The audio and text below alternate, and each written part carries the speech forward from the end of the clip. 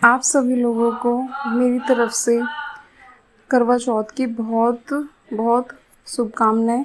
करवा चौथ का व्रत कार्तिक मास की कृष्ण पक्ष की चतुर्थी तिथि को किया जाता है।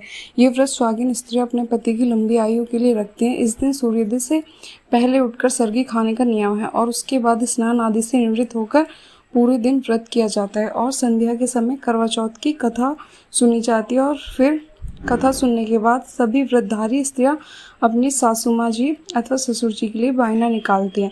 यदि आपके सास ससुर अथवा ससुर नहीं है तो किसी बुजुर्ग अथवा ब्राह्मणी को वायना दिया जा सकता है। उसके बाद रात को चंद्रमा की पूजा की जाती है। तो मैं इसके साथ ही आपको करवा चौथ की कथा सुनाती हूँ। तो चलिए शुरू करते हैं। मैं आपको करवा चौथ की अब पहली कथा सुनाती हूँ।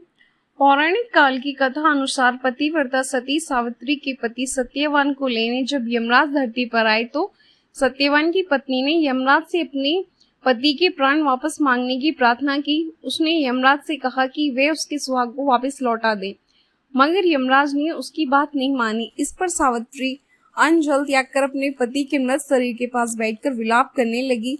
काफी समय तक सावित्री के हट को देखकर यमराज को उस पर दया आ गई। यमराज ने उससे वर मांगने को कहा। इस पर सावित्री ने कई बच्चों की मां बनने का वर मांग लिया। सावित्री पतिव्रता नारी थी जो अपने पति के अलावा किसी के बारे में सोच भी नहीं सकती थी, तो यमराज को भी उसके आगे झुकना पड़ा और सत्यवान को जीवित कर दिया। तभी से अखंड सौभाग्य की प्राप्ति के लिए महिलाएं सावित्री व्रत का अनुसरण करते हुए निर्जल व्रत रखती हैं। अब मैं आपको एक दूसरी कथा और सुनाती हूँ। एक साहूकार के 7 लड़के और एक लड़की थी। एक बार कार्तिक मास की कृष्ण पक्ष की चतुर्थी तिथि को सेठानी सहित उसकी 7 बहुएं और उसकी बेटी ने भी करवा चौथ का व्रत रखा। रात्रि के समय जब साहूकार ने सभी लड़के भोजन करने बैठे तो उन्होंने अपनी बहन से भी भोजन करने को कहा। इस पर बहन ने कहा, भाई अभी चांद नहीं निकला, चांद के निकलने पर उसे अर्घ देकर ही मैं आज भोजन करूंगी। साहूकार के बेटे अपनी बहन से बहुत प्रेम करते थे।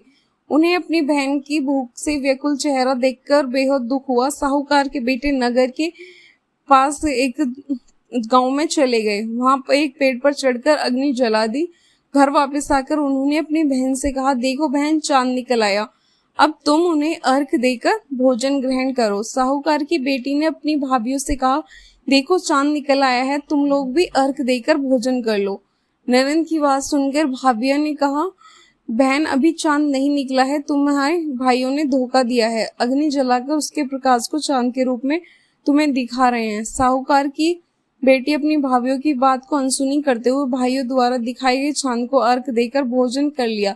इस प्रकार करवा चौथ का व्रत भंग होने के कारण विघ्नहर्ता भगवान श्री गणेश साहूकार की लड़की पर अप्रसन्न हो गए। गणेश जी की अप्रसन्नता के कारण उस लड़की का पति बीमार पड़ गया और घर में बचा हुआ सारा धन उसकी बीमारी में लग गया। साहूकार की बेटी को जब अपने किए हुए वैशव का पता लगा तो उसे बहुत पश्चाताप हुआ। उसने गणेश जी से क्षमा प्रार्थना की और फिर से विधि विधान पूर्वक चतुर्थी का व्रत शुरू कर दिया। उसने उपस्थित सभी लोगों का श्रद्धा अनुसार आदर किया और तत्परता उनके आशीर्वाद लिया। इस प्रकार उस लड़की के श्रद्धा भक्ति को देखकर एकदम भगवान गणेश जी उस पर प्रसन्न हो गए और उसके पति को जीवन दान प्रदान किया। उसे सभी प्रकार के रोगों से मुक्त करके धन संपत्ति और वैभव से युक्त कर दिया। अगर आपको ये वीडियो अच्छी लगी हो तो प्लीज़ इस वीडियो को लाइक ज़रूर करना और साथ ही चैनल को भी सब्सक्राइब कर लेना।